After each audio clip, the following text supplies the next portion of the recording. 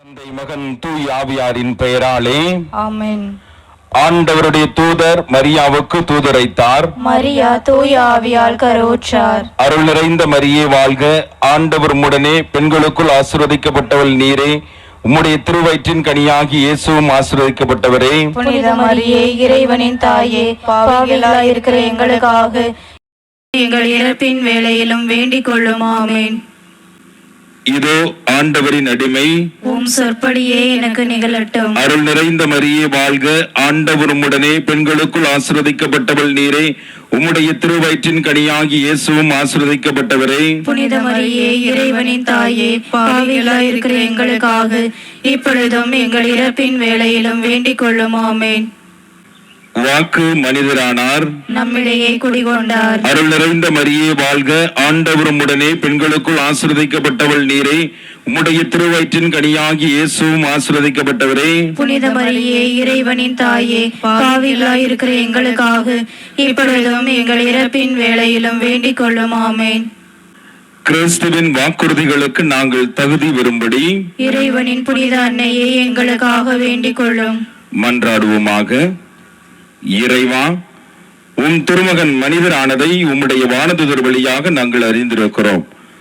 அவருடைய பாடுகளினாலும் சிலுவையினாலும் நாங்கள் உயிர்ப்பின் மாட்சி வர உமது அருளை பொழிவீராக. எங்கள் ஆண்டவராகிய இயேசு கிறிஸ்து வழியாக உம்மை மன்றாடுகிறோம். ஆமென். மனத்துயர் மன்றாட்டு.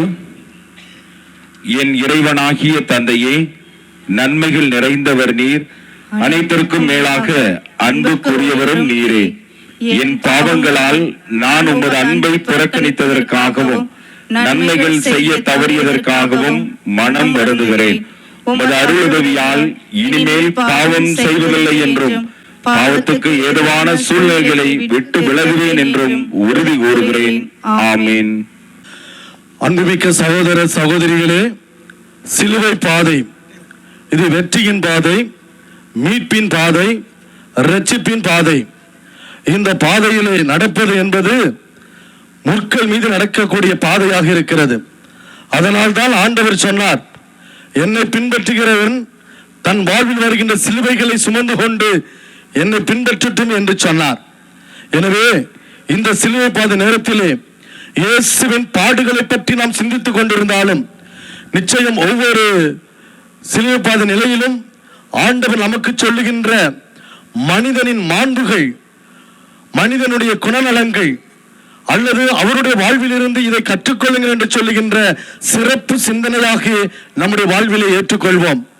எனவே ஒவ்வொரு நிலையிலும் இறைவன் எனக்கு என்ன சொல்லுகிறார், வாழ்க்கையின் பண்புகளை என்ன சொல்லுகிறார் என்பதை ஏறெடுத்து பார்த்தவர்களாக இந்த சிலுவை பாதையின் பயணத்தில் தொடர்வோம்.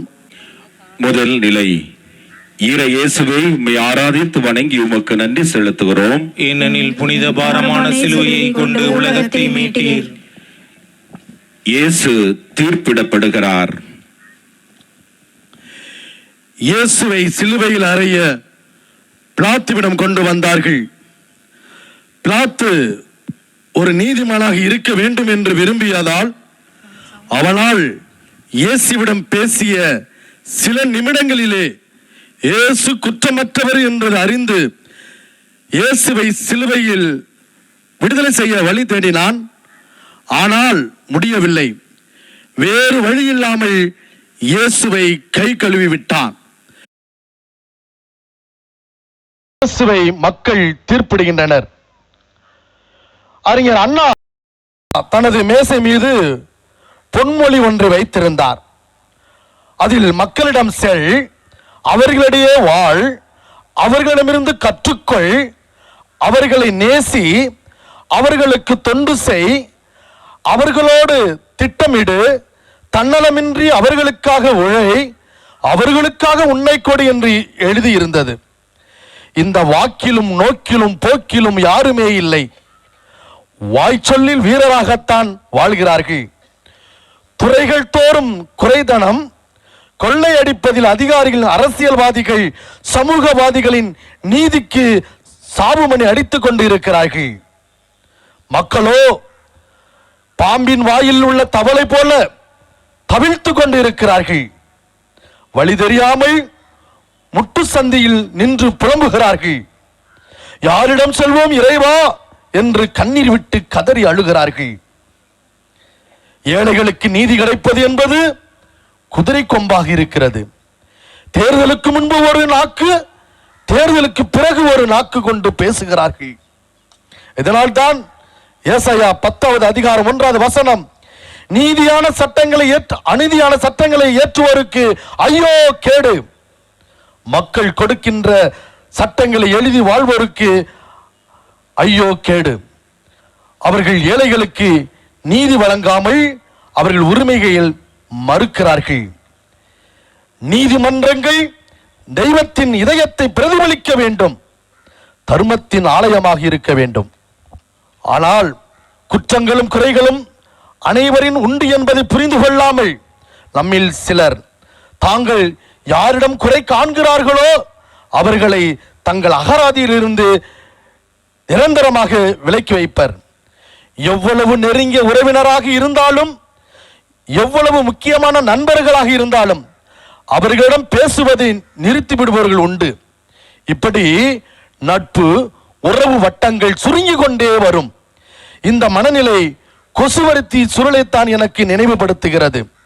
கொசுவை விரட்ட நாம் எப்போதாவது கொசுவர்த்தி சுருளை பயன்படுத்தி இருப்போம். அது கொஞ்சம் கொஞ்சமாக எரிந்து சுருங்கி உள்நோக்கி குறைந்து கொண்டே வரும். எல்லாம் எரிந்து சாம்பலாகிய பிறகு இறுதியாக ஏற்றி வைக்க பயன்படுத்தப்பட்ட இரும்பு கட்டை மட்டும்தான் பரிதாபமாக தனியாக காட்சியளிக்கும். குற்றம் பார்த்தால் நம் நிலையும் அப்படித்தான். எல்லோரிடமும் குறைகள் இருப்பதால் அவர்களை ஒதுக்கும் போது இறுதியாக நாம் மட்டும் தனியாக நிற்போம், கொசுவர்த்தி கட்டை போல. ஜெபம். மன்னிப்பின் இறைவா, எல்லோரையும் அன்பு செய்யவும் ஏற்றுக்கொள்ளவும் யாரையும் தீர்ப்பிடாமல் மன்னித்து வாழவும் வரம் தாரும். ஆமென். எங்கள் மேல் இரக்கமாயிரும் ஆண்டவரே, இரக்கமாயிரும். எங்கள் மேல் இரக்கமாயிரும் ஆண்டவரே, இரக்கமாயிரும். இறந்த நம்பிக்கையாளர்களின் ஆன்மாக்கள் இறைவனின் இரக்கத்தினால் அமைதியில் இளைப்பாறுவனவாக. ஆமென்.